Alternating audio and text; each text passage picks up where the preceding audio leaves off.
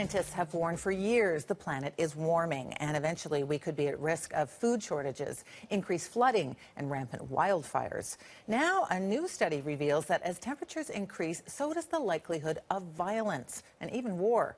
Hsiang is an economist with Berkeley and co-author of the study. So, Hsiang, can you tell us, what did you look at to come to this conclusion?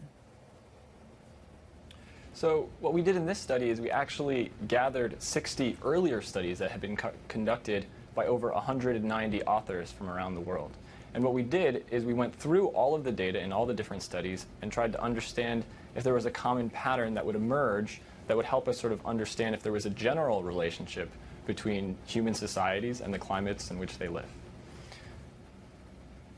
Let me ask you a question. Those studies, which I assume are going to be in some cases over a decade old, wouldn't reflect the globalization that's occurred between economies today.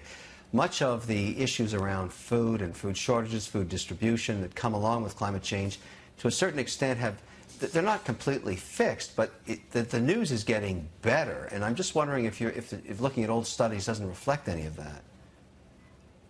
That's an absolutely correct statement, and in fact, it's a very important observation.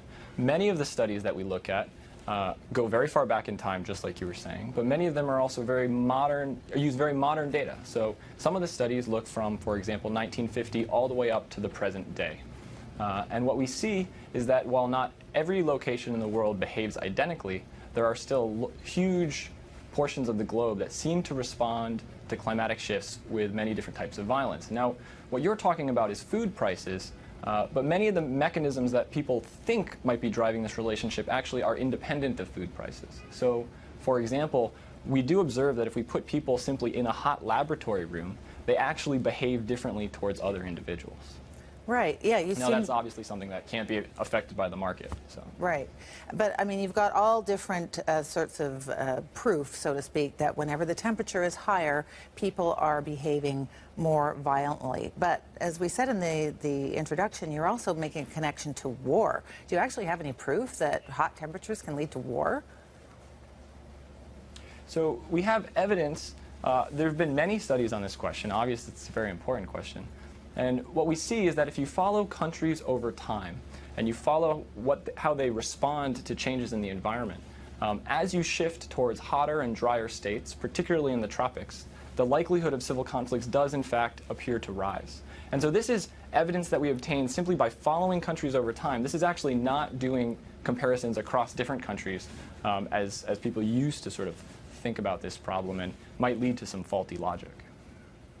How would you suggest governments use this data? What can we do with this information, assuming it's correct, to change the bad outcome that it suggests is going to occur?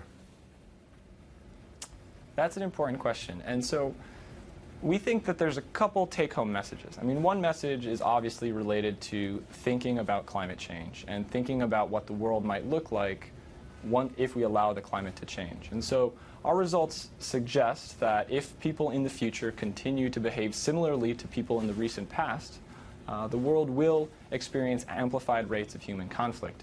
Now, that obviously affects how much we value that future and whether or not we think we'd rather have a different future that we could actually work towards. That's a public discussion. That's an important discussion to have, and that's not up to me.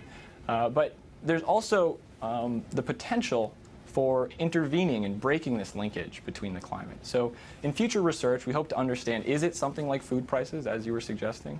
Or is it something else? Is it something related to how people migrate or how the labor market is performing?